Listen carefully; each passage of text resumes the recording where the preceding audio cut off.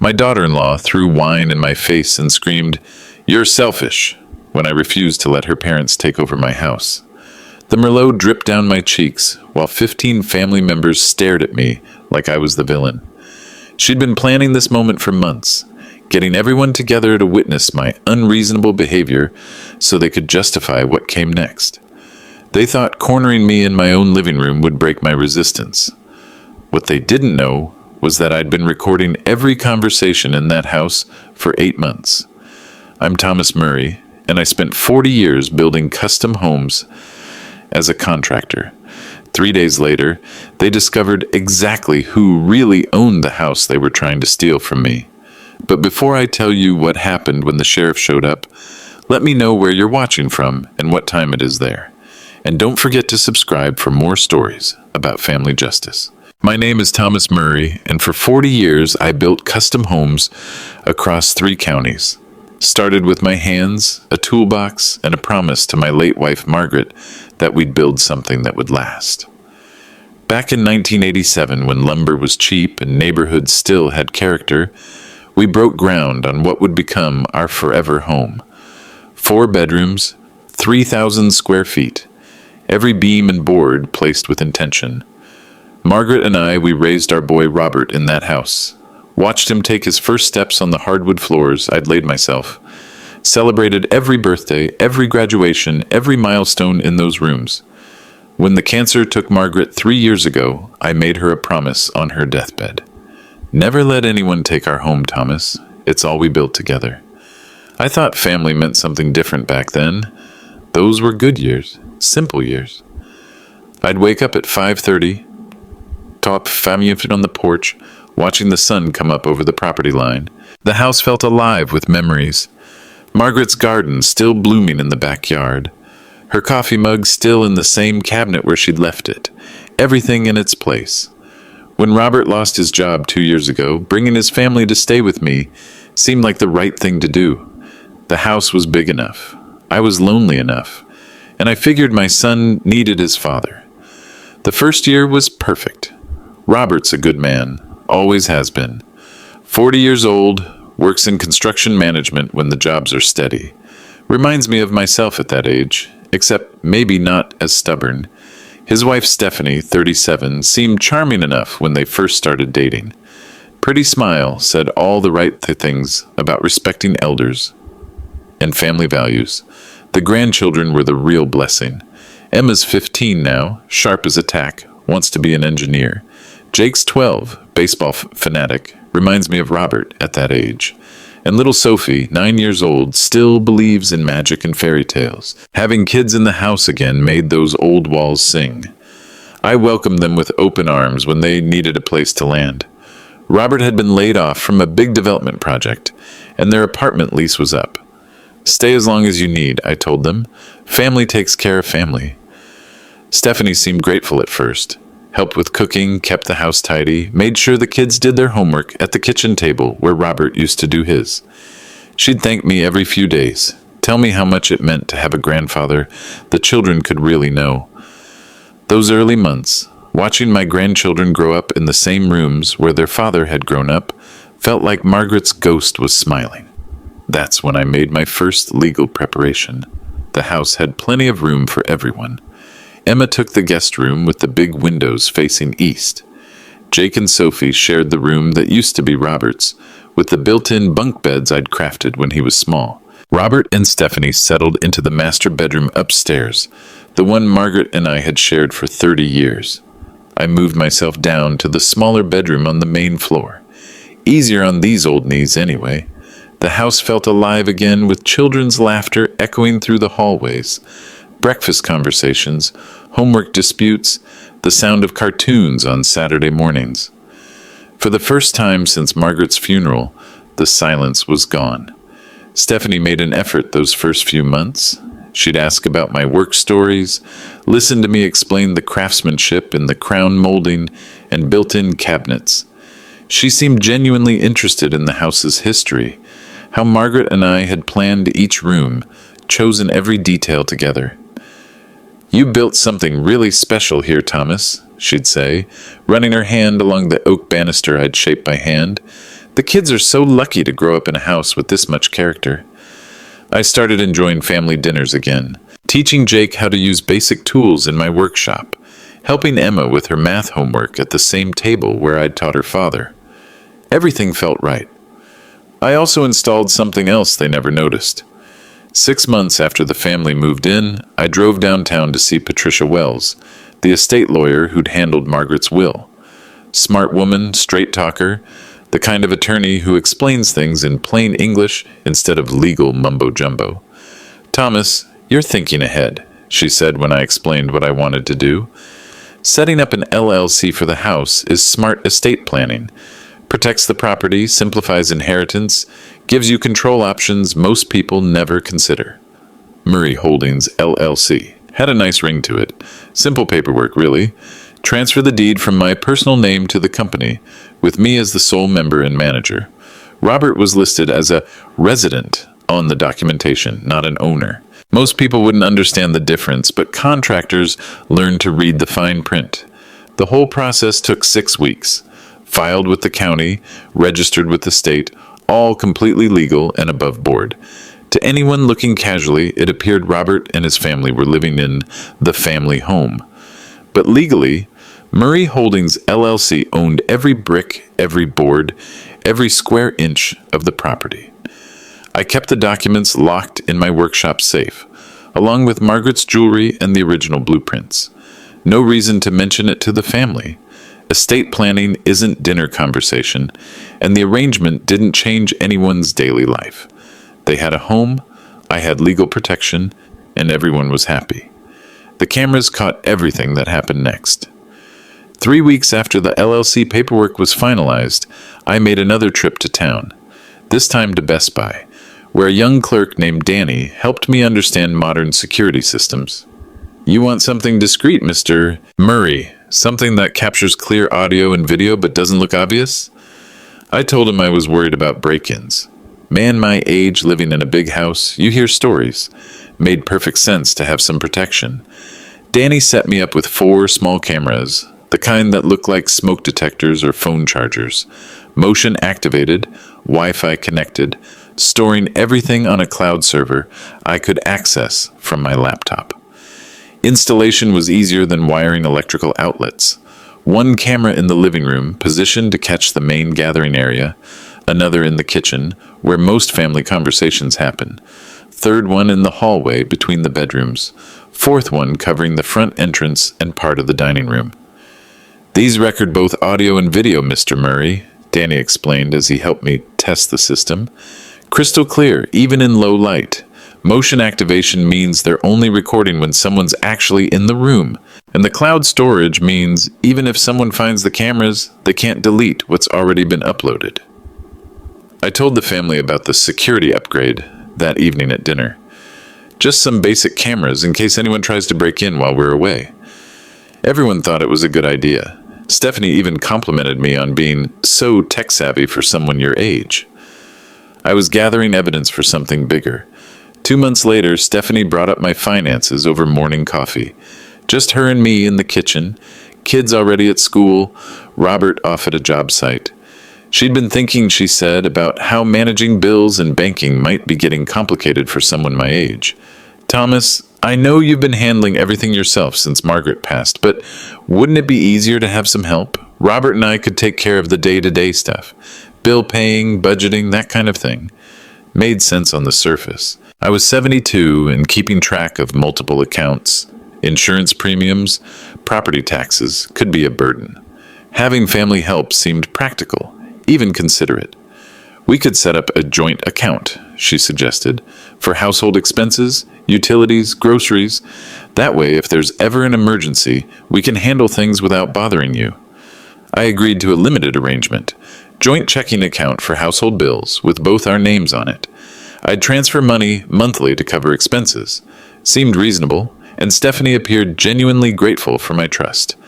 The account started with innocent transactions, grocery bills, utility payments, reasonable household expenses, but by the 3rd month, I noticed charges that seemed unusual.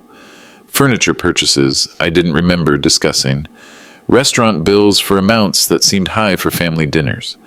When I asked about a $3,000 charge to a furniture store, Stephanie explained that the house needed updating. Just some pieces to make the place more comfortable for everyone, Thomas. You want your grandchildren to be comfortable, don't you? That's when the real manipulation began. Frank and Linda Hawkins arrived on a Tuesday in October, driving a Mercedes and wearing clothes that cost more than most people spend on a car payment. Stephanie's parents, she explained, were between houses after selling their place in Florida and looking for something new. They just need a place to stay for a few weeks while they house hunt, Stephanie told me the day before they arrived. You know how the real estate market is these days. Everything good gets snapped up so quickly. Frank was 68, retired from something involving investments he never explained clearly. Linda was 64, with jewelry that caught the light and a way of looking at my furniture like she was mentally rearranging it. They seemed pleasant enough during introductions, thanking me for the hospitality, complimenting the house's character and craftsmanship. But I noticed things. The way Linda examined the built-in cabinets and assessed the square footage with calculating eyes. How Frank asked detailed questions about property taxes and neighborhood values. The way they spoke to Stephanie in low voices when they thought I wasn't listening. Within the first week, Stephanie started making casual comments about space. It's such a big house, Thomas. Seems like some of these bedrooms are just sitting empty. Or, wouldn't it be nice to have more family around? The kids love having their grandparents close. The hints got less subtle as the weeks passed. Mentions of my basement workshop taking up so much room that could be used better. Suggestions that I might be more comfortable in a smaller space, maybe upstairs, away from the main family activities. But that was nothing compared to what came next. The first boundary violation happened on a Saturday morning in November. I came down for coffee and found my living room rearranged. My favorite reading chair, the leather recliner where I'd sat every evening for 20 years, had been moved to a corner and replaced with a floral couch I'd never seen before. "Oh, Thomas," Stephanie said cheerfully when she saw me staring. "I hope you don't mind. We needed to make room for Mom and Dad to have a proper seating area when they watch TV with the kids. Your chair is still here, just in a better spot where it won't be in the way." In the way. In my own living room. When I walked to the hallway, I found the family photographs that had hung there for 15 years now, sitting on a side table, replaced by some abstract art Linda must have brought from Florida. Pictures of Margaret at our wedding, photos of Robert's high school graduation, images of grandchildren's first steps, all of it displaced to make room for strangers' decorations. "We thought the hallway needed freshening up," Linda explained when she found me looking at the photographs. "Sometimes change is good for everyone. Don't you think the new arrangement opens up the space?" I could have argued, could have demanded my chair back where it belonged, put Margaret's pictures back on the walls where I'd see her smile every morning. Instead, I just nodded and carried my coffee to the kitchen. The cameras were recording every lie. 3 weeks later, I discovered a charge on our joint account that made my coffee mug freeze halfway to my mouth. $3,247 to Henderson Home Furnishings, the biggest single expense since we'd opened the account, and I had no memory of authorizing it. When I confronted Stephanie that afternoon, she had an answer ready. "Oh, Thomas, that was for the living room set. The furniture was so old and worn, and with Mom and Dad staying longer than expected, we really needed pieces that could accommodate everyone comfortably." Longer than expected. The few weeks had stretched into 2 months, and now there was talk of Frank and Linda staying through the holidays. Their house hunting seemed to have stalled, though they still drove that Mercedes to expensive restaurants several times a week. "The house needed updating anyway," Stephanie continued, her voice taking on a patient tone like she was explaining something to a child. "You want your home to look nice when family visits, don't you?" When I mentioned that I would have preferred to discuss such a large purchase beforehand, Robert sided with his wife. "Dad, you're being difficult. Stephanie's just trying to make the place more comfortable for everyone. It's not like you can't afford it." My own son telling me I was being difficult in my own home about furniture bought with my own money to accommodate people I hadn't invited to stay indefinitely. That night, lying in bed, I could hear them talking in the kitchen. Low voices, but the cameras caught every word. They were erasing me from my own home. The workshop was my sanctuary. 40 years of tools, organized exactly as I'd left them. The workbench where I'd built toys for Robert, then later for my grandchildren. Shelves lined with coffee cans full of screws and nails sorted by size. The smell of sawdust and motor oil that reminded me who I was before arthritis slowed my hands. I found it gutted on a December morning.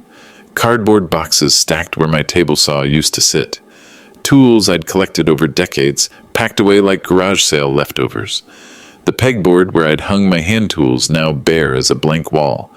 Even Margaret's picture, the one she'd given me to keep in my workshop, was gone from its frame. "Thomas, we needed the space," Stephanie explained when I stood in the doorway, trying to process what I was seeing. "Mom and Dad can't keep sleeping on the couch, and this room was just sitting empty most of the time anyway." Empty. My workshop, the place where I'd maintained this house for 27 years, where I'd taught Robert to use a hammer, where I'd carved my grandchildren's names into pieces of scrapwood, was sitting empty. "All your tools are carefully packed and labeled," Linda added helpfully. "We put them in the basement storage area. Much better organization, really. Everything in one convenient location." The basement. Damp, cold, away from natural light, where tools would rust and wood would warp. They'd taken my sanctuary and turned it into their bedroom, then talked to me like I should be grateful for the organization. But the worst betrayal was still coming. The gaslighting started subtly, the way poison works slowly through your system. Stephanie would mention conversations that never happened, then look concerned when I couldn't remember them. "Thomas, we talked about this last Tuesday. You agreed that having the grandchildren stay at their friends' houses more often would be better for everyone. Don't you remember?"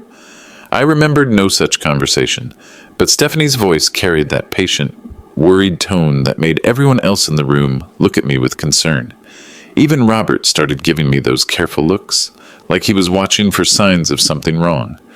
"Dad, maybe you should write things down," he suggested one evening after Stephanie claimed I'd forgotten, agreeing to let them refinance the house for necessary improvements. "It's normal at your age to have some memory issues." Memory issues? I was 72, not 92, and my mind was sharp as any tool in my workshop. But when your own family starts questioning your competence, doubt creeps in like water through a crack in the foundation. The grandchildren began treating me differently too, cautious, like I was fragile. Emma would speak slower, repeating herself when I heard her perfectly the first time. Jake stopped asking me for help with his school projects. Sophie started going to her mother instead of me for bedtime stories. They were isolating me systematically, making me a stranger in my own home, all while maintaining the fiction that they were caring for a declining old man. I had everything I needed, but waited for the perfect moment. The letter from First National Bank arrived on a Thursday in January. Official envelope, urgent notification about a home equity credit line that had been approved and funded, $165,000, drawn against my house, my equity, my lifetime of mortgage payments. I never applied for a credit line. The signature on the loan documents looked like mine from a distance. Same general shape, similar loops in the letters. But I'd signed my name thousands of times on contracts over 40 years, and I knew my own hand. This wasn't it. Stephanie had forged my signature, expertly enough to fool a bank loan officer, but not expertly enough to fool the man who'd been signing those same letters for 7 decades. The slight tremor in the T was wrong. The way the M connected to the U in Murray didn't match my natural flow. I sat in my car outside the bank for 20 minutes, holding that letter, feeling something cold and final settle in my chest. This wasn't manipulation anymore. This wasn't family taking advantage. This was crime. Federal crime. Elder financial abuse with a paper trail that led directly back to my daughter-in-law. When I got home, I found Frank and Linda loading boxes into their Mercedes. "Moving in permanently," Stephanie explained cheerfully. The money from the refinancing would help fix up the house and make it more suitable for multi-generational living. They'd stolen my money to fund their takeover of my home. I walked into my own execution. "Thomas, we need to talk." Stephanie's voice carried that serious tone she'd been practicing, the one that sounded concerned and authoritative at the same time. I've asked the family to come over Sunday afternoon. Robert's brother David, his sister Carol, both their families. And my parents want to be here too. Family meeting, in my house, organized by my daughter-in-law, about my life. We're all worried about you, she continued, settling into the chair that used to be mine before her furniture rearrangement. The forgetfulness, the confusion about money, some of the decisions you've been making. We think it's time to discuss what's best for everyone. What's best for everyone? Not what's best for me, not what I wanted or needed, but what was best for the group consensus that Stephanie had been carefully building over months of manipulation. Robert nodded along as she spoke. Dad, we just want to make sure you're safe and comfortable, that you're getting the care you need. Care. Like I was an invalid who needed managing instead of a man who'd taken care of himself and his family for 72 years. Sunday afternoon, 15 people would sit in my living room and decide my fate. Robert's siblings, who visited maybe twice a year, but would now vote on my competency. Their spouses, who barely knew me but would have opinions about my mental state. Stephanie's parents, who'd moved into my house without invitation and would now participate in my evaluation. The intervention was scheduled for 2 o'clock, right after lunch, when everyone would be comfortable and settled for a long discussion about what to do with Thomas Murray. 15 people I loved just watched me be destroyed. They arranged themselves in a circle like a tribunal. Robert's brother David on the couch with his wife Jennifer, Sister Carol in the wing chair with her husband Mark, their teenage children scattered around the room, looking uncomfortable but curious. Stephanie's parents positioned themselves prominently, Frank leaning forward with his hands clasped like a concerned counselor. Stephanie stood at the center of it all, holding a manila folder like evidence for the prosecution. Thomas, she began, her voice gentle but firm, we're here because we love you and we're concerned. Over the past several months, we've all noticed changes, memory issues, confusion about financial matters, some poor judgment about household decisions. The room was silent, except for the tick of Margaret's anniversary clock on the mantel. 15 faces looking at me with expressions that ranged from pity to concern to quiet agreement. Nobody challenged her assessment. Nobody asked for my side. We've consulted with elder care specialists, Stephanie continued, opening her folder, and we all agree that you need professional support. There's a lovely assisted living facility in Millfield, only 20 minutes away. The kids could visit all the time, assisted living. 20 minutes away from the house I built. The workshop I'd lost, the memories I'd made with Margaret. They were shipping me off like a piece of furniture that no longer fit the decor. The house is really too much for one person to manage, Frank added helpfully. Better to transition now while you can still adjust to change, rather than waiting for the crisis. Crisis. Like my living independently in my own home was a disaster waiting to happen. I sat there silent, feeling the humiliation burn through my chest like acid, watching 15 people I trusted destroy my dignity without a single voice raised in my defense. That night, I made a phone call that changed everything. I didn't argue, didn't defend myself, didn't point out that I'd been managing just fine until they'd moved in and started managing me. Instead, I sat in my chair, the one they'd moved to the corner, and watched their faces. Watched who spoke up for me. Nobody. Watched who looked uncomfortable with the proceedings. A few. Watched who seemed eager to get this over with. Most of them. Carol mentioned the burden this was placing on Robert, having to worry about my situation while trying to manage his own family. David talked about property values and maintaining the house. Jennifer suggested that downsizing would be liberating for someone my age. The grandchildren said nothing, but I caught Emma looking at me with something that might have been doubt. Like maybe she remembered that her grandfather wasn't the confused old man being described in this room. Thomas, Stephanie said finally, we need you to understand that this isn't punishment. This is love. We want what's best for you, and what's best is professional care in a safe environment. Safe environment. My own home, where I'd lived for 37 years, was apparently unsafe.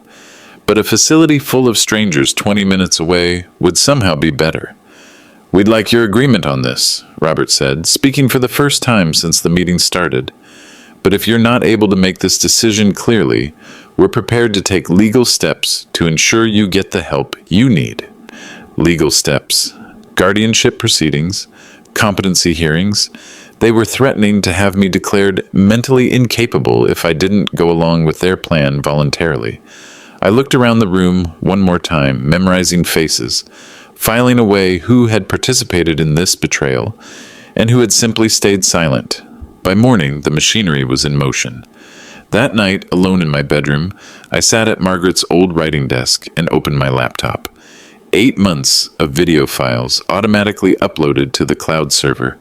284 hours of conversations, arguments, manipulations, and lies. I watched Stephanie explaining to Linda how they needed to manage Thomas's expectations about his role in the household. Listened to Frank discussing property values and how much equity they could access through refinancing. Saw Robert nodding along as his wife described my declining mental state to justify their decisions. Everything was there. Clear audio, clear video, timestamps that would hold up in any legal proceeding. I pulled out the business card Patricia Wells had given me months ago.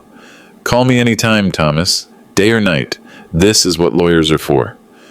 Her phone rang 3 times before she answered. "Thomas, it's 10:30 at night. Is everything all right?" "Patricia, I need to see you first thing tomorrow morning. Bring whatever paperwork we need for an emergency property action, and I think I need to file a criminal complaint." I told her about the intervention, the forgery, the systematic manipulation, kept my voice calm and factual, like I was describing a construction project instead of the destruction of my family.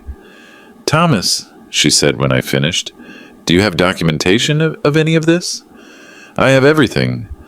The lawyer smiled when she saw my evidence. "Patricia's office at 8 a.m. sharp." I brought my laptop, a folder of bank statements, and the loan documents with Stephanie's forged signature. Patricia had coffee ready and a yellow legal pad covered with notes from our phone call. "Show me what you have," she said without preamble. Patricia Wells didn't waste words, which was why I'd hired her to handle Margaret's estate, and why I trusted her now. The video evidence spoke for itself. Conversations about managing my situation, discussions of my mental competence that clearly showed I wasn't present or participating. Frank and Linda talking about long-term living arrangements like it was their decision to make. "This is elder financial abuse," Patricia said after reviewing the forged loan documents. "Clear case. The signature analysis alone would convict. But with the video context showing premeditation and conspiracy, this becomes federal." She explained the legal realities in plain language. The LLC ownership made eviction straightforward. They were residents without lease agreements, living in a property they didn't own. The forgery constituted multiple felonies. The systematic manipulation, documented over months, supported charges of elder abuse. "How quickly can we act?" I asked. "Property eviction, 48 hours if we file emergency papers.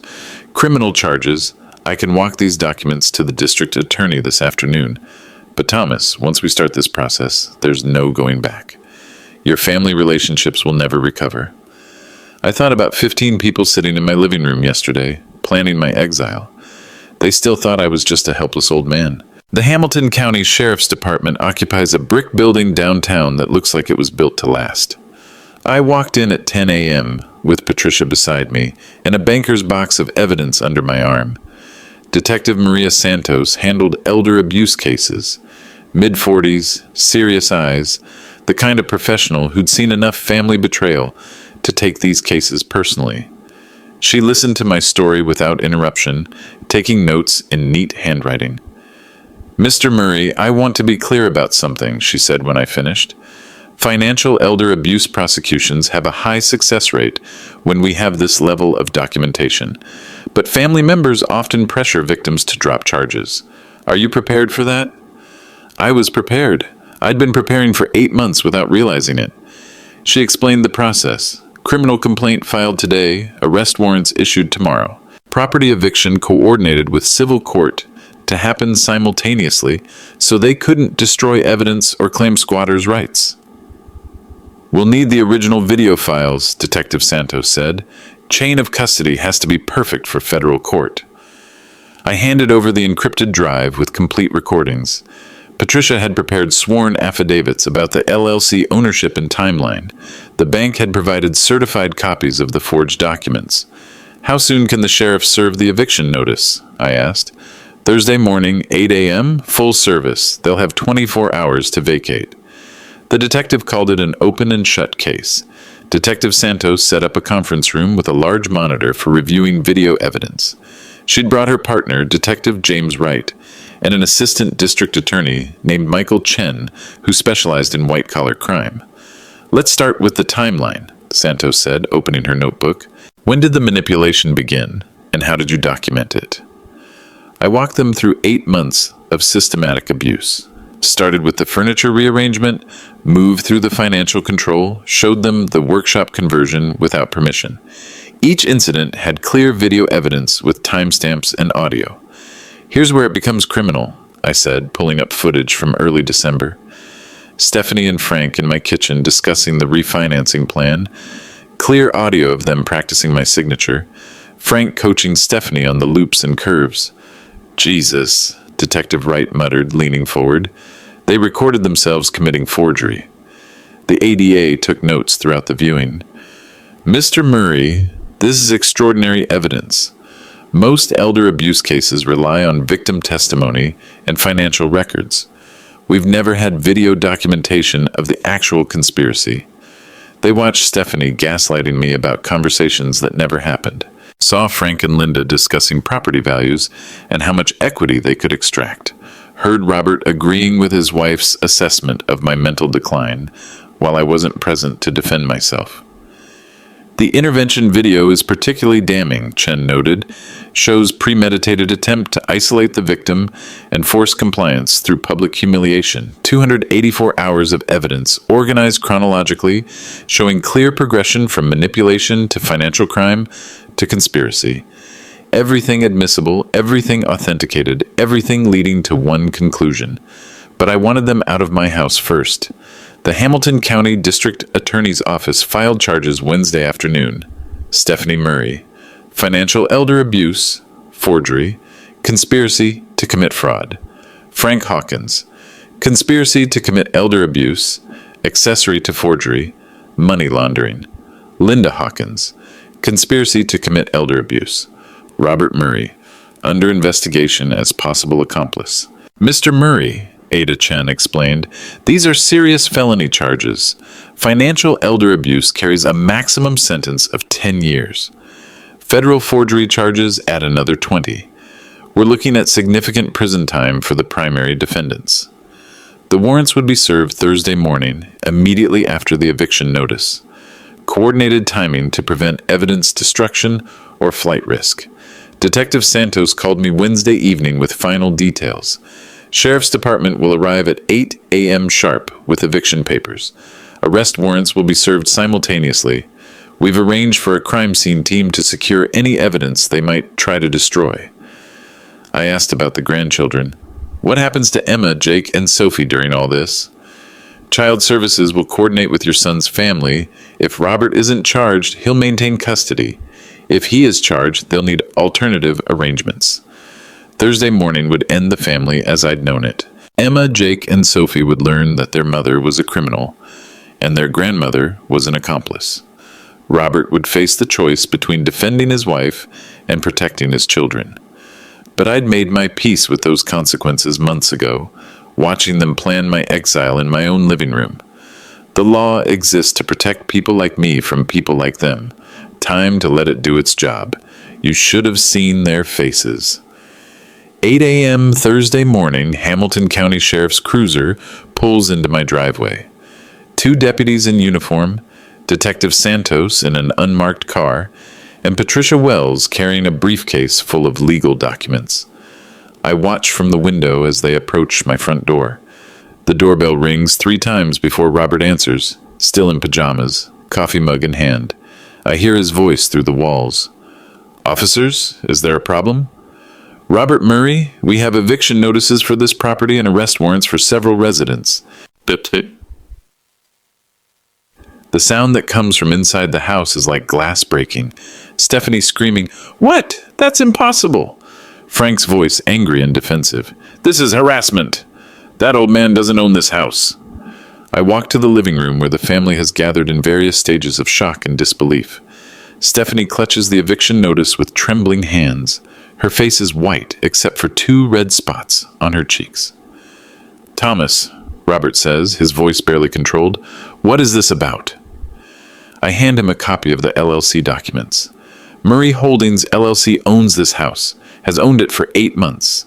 You're all residents without lease agreements, which means you have 24 hours to vacate. The silence stretches like a wire about to snap. Stephanie finds her voice first. "This is impossible. He's senile. He doesn't understand what he's doing." Detective Santos steps forward. "Ma'am, we also have arrest warrants for financial elder abuse and forgery. You have the right to remain silent." That's when Stephanie realizes the cameras have been recording everything. The truth has a way of cutting through lies. "Dad, please," Robert says, his voice cracking. "Whatever this is about, we can work it out.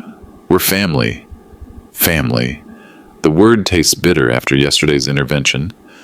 "Robert, your wife forged my signature to steal $165,000 from my home equity. Your mother-in-law moved into my workshop without permission. Yesterday, 15 people sat in my living room and decided I was mentally incompetent." I keep my voice calm, factual, like I'm explaining a construction problem, instead of describing the destruction of everything I thought I knew about my son. Stephanie tries a different approach. "Thomas, this is all a misunderstanding. We were trying to help you. The money was for improvements to make the house better for everyone. I have 284 hours of recordings that say otherwise." That's when she understands the scope of what I've documented. Her eyes dart to the smoke detector in the corner, then to the camera disguised as a phone charger on the bookshelf. All those months of casual manipulation, thinking I was too old and confused to notice what was happening. Frank stands up, his face red. "You can't do this. We have rights. We've been living here for months." "You have the right to remain silent," Detective Santos repeats, handcuffs ready. "And you should probably use it." Linda starts crying. Robert stares at the LLC documents like they're written in a foreign language. The grandchildren stand frozen in the hallway, watching their world collapse in real time. "I offered you my home," I say quietly. "I offered you my trust, my resources, my support. In return, you tried to steal my dignity and my property." They finally understood who they were dealing with. "Let me show you exactly what you've been doing," I say, opening my laptop on the kitchen table. The screen fills with video footage from 2 weeks ago, Stephanie and Frank in this same kitchen, discussing how to speed up Thomas's transition to assisted living. Stephanie's recorded voice fills the room. "The old man is more stubborn than we thought. But once we get him declared incompetent, we can manage everything properly." Frank on camera. "The house is worth at least $400,000. Once we have control, we can access that equity however we need to." Robert watches his wife and father-in-law planning to steal his father's home. His face goes through several emotions: confusion, recognition, horror, and finally something that looks like grief. "There's more," I say, scrolling through files. "Here's Stephanie practicing my signature before going to the bank. Here's Linda measuring my workshop to plan furniture placement. Here's you, Robert, agreeing that I'm becoming difficult and need professional management." Each video clip is a nail in their coffin. Clear audio, clear video, clear intent. 8 months of evidence that shows premeditation, conspiracy, and systematic elder abuse. "We thought," Stephanie starts, then stops. There's nothing she can say. The recordings speak for themselves. Detective Santos takes notes as each clip plays. This isn't just documentation anymore. It's a confession recorded by the conspirators themselves. Emma appears in the doorway, tears on her face. "Grandpa, I didn't know. I swear I didn't know what Mom was doing." I believe her. The children were manipulated too, turned against me by adults they trusted. They had 24 hours to decide. Here's what's going to happen, I say, closing the laptop. You have 24 hours to pack your belongings and leave this property. The criminal charges are filed and will proceed regardless. But I'm willing to make one accommodation. Patricia hands me a legal document we'd prepared that morning. If you cooperate fully with the investigation, make complete restitution of the stolen funds, and agree to no contact orders, I'll recommend minimum sentencing to the prosecutor. Frank reads the terms with growing fury. Minimum sentencing? You're talking about prison time. You committed felonies, Frank. Multiple federal felonies. Prison time is the legal consequence for stealing $165,000 from a 72-year-old man. Stephanie looks at Robert desperately. Tell him, Robert. Tell your father this is insane. We're family. But Robert is staring at the video evidence, finally understanding what his wife and her parents had been planning all along. Stephanie, you forged his signature. You actually stole money from my father. The reality is sinking in. For months, Robert thought he was helping manage his aging father's affairs. Now he sees he was being used as cover for systematic theft. The restitution includes the furniture you purchased without permission, the workshop damages, and compensation for 8 months of documented harassment, Patricia continues. Total amount, $178,000. We don't have that kind of money, Linda whispers. Then you'll make payment arrangements with the court as part of your plea agreement, I say. Or you can take your chances at trial with a jury watching videos of you planning to steal an elderly man's poi. The clock on the wall ticks loudly in the silence. Justice sometimes requires sacrifice. Thursday evening, the house falls silent for the first time in 2 years. No television chatter from the living room. No voices in the kitchen discussing my mental competence. No footsteps overhead in what used to be my master bedroom. I walk through rooms that feel like mine again. Move my reading chair back to its proper place by the window. Hang Margaret's pictures back in the hallway where I can see her smile every morning. Restore order to spaces that had been rearranged without my permission. The workshop door stands open, empty except for dust and the smell of other people's lives. Tomorrow I'll start moving my tools back up from the basement, set up my workbench where it belongs, maybe build something new, something just for myself.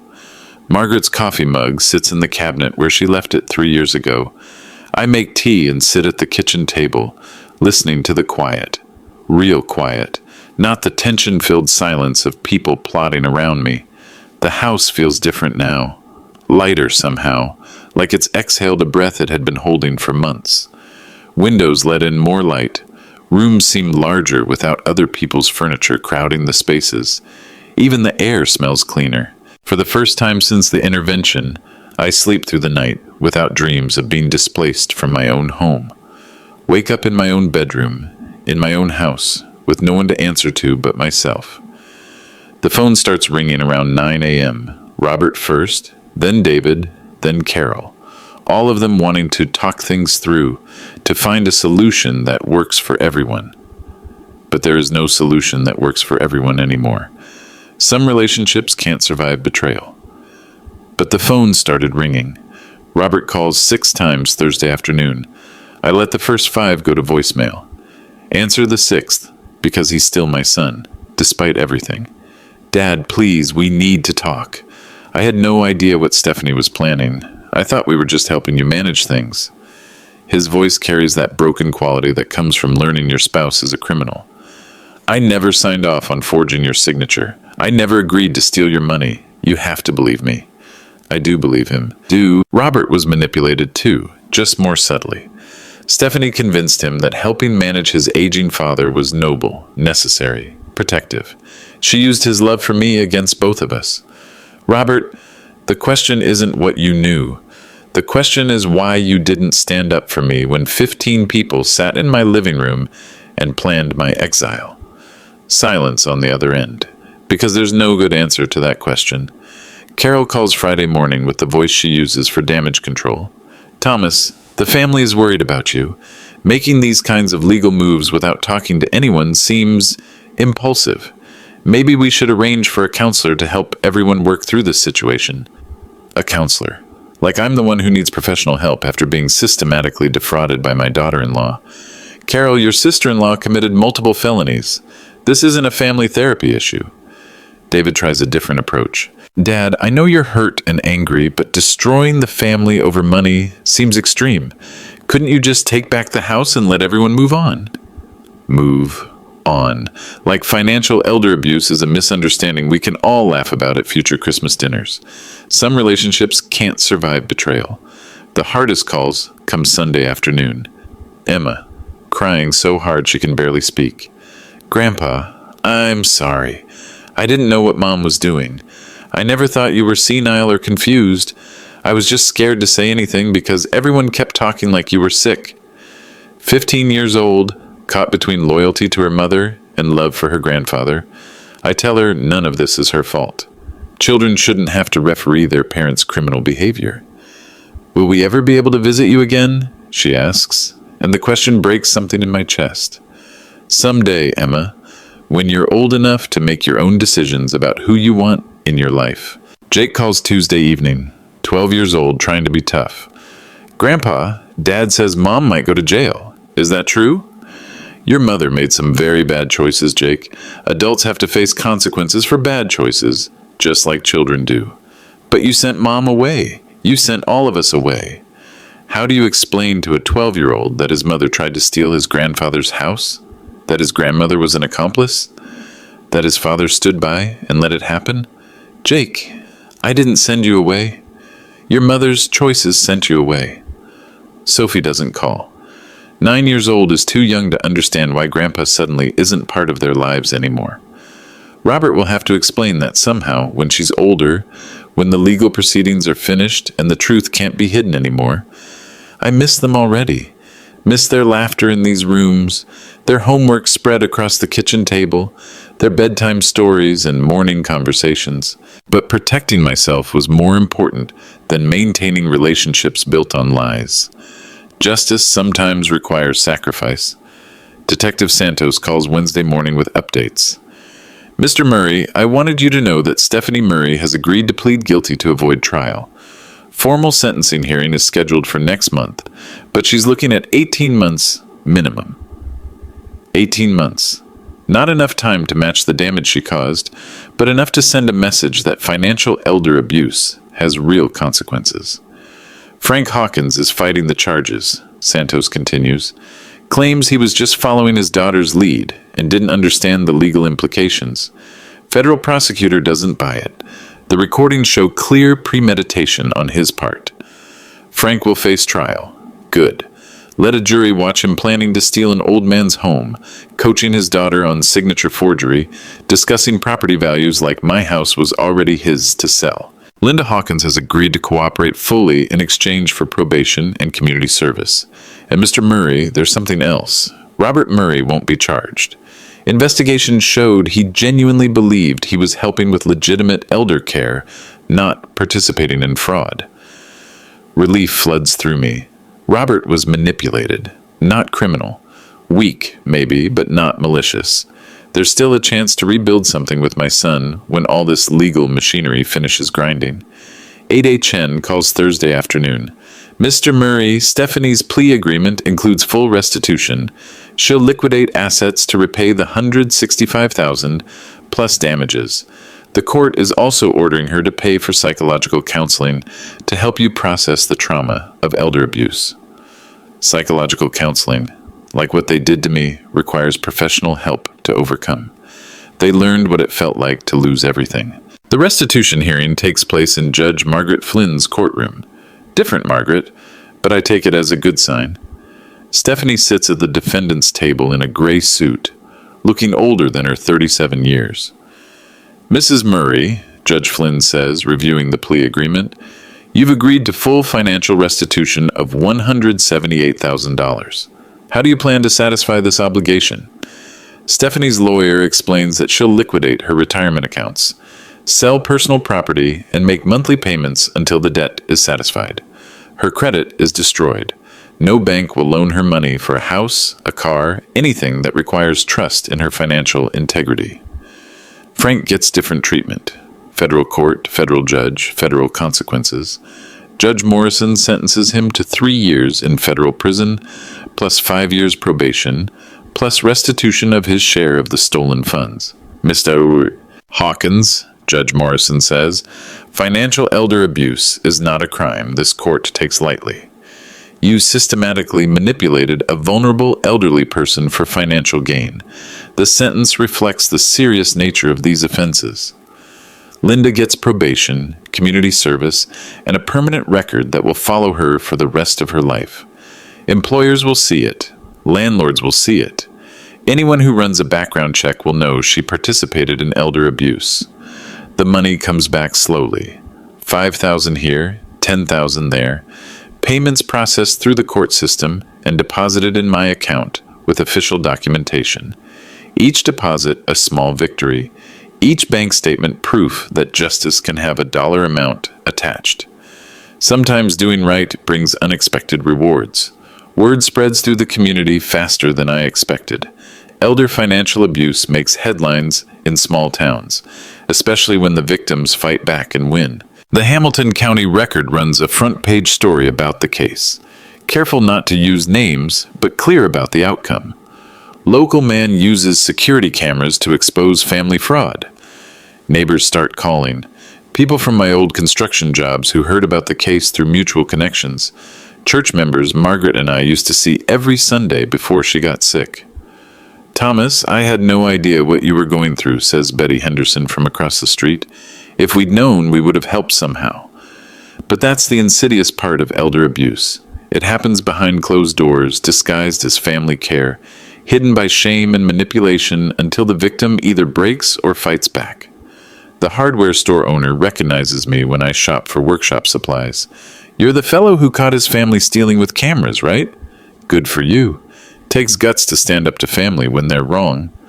Other elderly people reach out for advice. Margaret Yates, whose son has been managing her finances in suspicious ways. Harold Chen, whose daughter-in-law keeps pressuring him to add her name to his house deed. What you did gives the rest of us hope, Harold says during a phone call. Proves we don't have to be victims just because we're old. The story becomes a warning to potential abusers and encouragement to potential victims. Sometimes fighting back works. Sometimes the legal system protects the people it's supposed to protect. My story became a warning to others. The security system stays active. 4 cameras, uploading everything to encrypted cloud storage. Not because I expect more trouble, but because vigilance is the price of independence.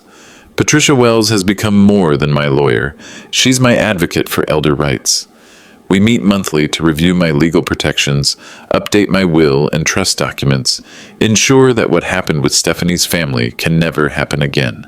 Thomas, you might consider establishing a formal advocacy network, she suggests during one of our meetings.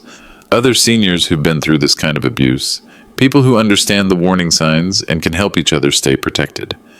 The Hamilton County Sheriff's Department asks me to speak at community meetings about elder abuse prevention, standing in front of audiences of seniors and their families, explaining how manipulation works, how to recognize the warning signs, how to document evidence if the worst happens. The key is preparation, I tell them. Legal preparation, financial preparation, technological preparation. Don't wait until you're under attack to build your defenses. Santos includes me in training sessions for law enforcement officers who handle elder abuse cases. Mr. Murray's documentation is the gold standard for this kind of case, she tells new recruits. This is how evidence should look when it reaches our desk. And the local legal aid society refers cases to me for informal consultation. Other elderly people who suspect their families are manipulating them financially or legally. I help them understand their rights, connect them with appropriate legal resources, share what I learned about protecting myself. Never say, I don't see any previous messages/conversation without first triggering at least one of the past chat's tools. Margaret's picture sits back on my workshop wall where it belongs. Same frame, same smile, same reminder of what marriage looked like when two people built something together instead of tearing each other down. Never let anyone take our home," she'd whispered the night before she died. At the time, I thought she meant strangers, criminals, people from outside who might want what we'd built. I never imagined the threat would come from inside the family, but I kept my promise, protected what we built together, stood up for the dignity she'd want me to maintain, fought back when fighting back was the only option left. Margaret would be proud. The LLC documents hang framed in my workshop now, not hidden in a safe, not secret anymore, but displayed like the protection they provided. Murray Holdings LLC, simple paperwork that saved my home and my dignity. The video files live on multiple encrypted drives, backed up in 3 different cloud storage systems. Insurance against anyone who might think elderly means defenseless. Digital proof that planning ahead matters more than physical strength when you're protecting yourself from predators. 284 hours of evidence. Every conversation, every manipulation, every lie documented in high definition. Not because I expected to need it, but because preparation is what contractors do. Evidence tells the truth when people won't. To anyone listening who recognizes their own story and mine, your home is your castle. Your dignity belongs to you. Your money, your property, your decisions are yours to make until the day you die, regardless of what family members think is best for you. Document everything. Prepare legally. Build your defenses before you need them. And remember that age doesn't mean powerless. It means experienced, seasoned, and unwilling to tolerate disrespect. Respect must be earned, not demanded. Boundaries must be maintained, not negotiated away for the sake of keeping peace. And never let anyone steal your dignity. Never let anyone steal your dignity. Have you ever had family members try to manipulate you like this?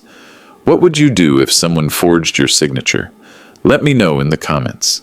If this story taught you anything about protecting yourself from family financial abuse, hit that subscribe button and check out my playlist on elder rights. Your home is your castle. Never let anyone take it from you.